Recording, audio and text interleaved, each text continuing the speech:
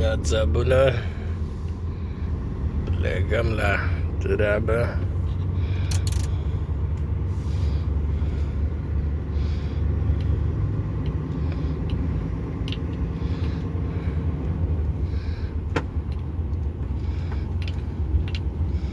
Merem să descarc. La 150 de metri întoarceți la dreapta.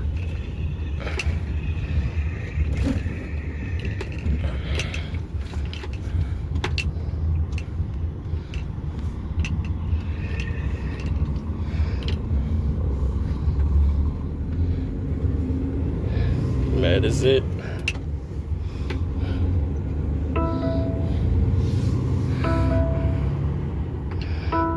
Întoarceți la stânga. La 150 de metri întoarceți la dreapta.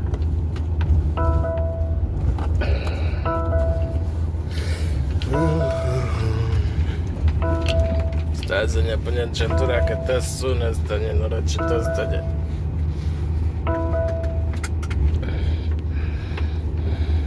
La 400 de metri întoarceți la dreapta.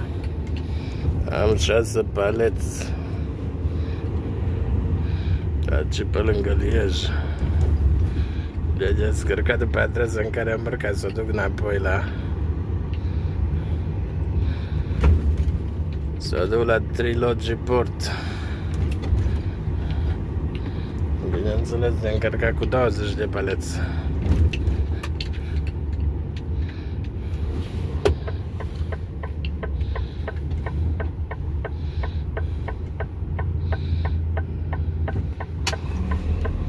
Doamne, odată la Blitz. Așa, da.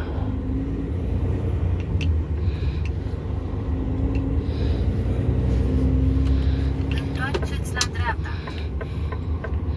Mersi, grazie. Italian.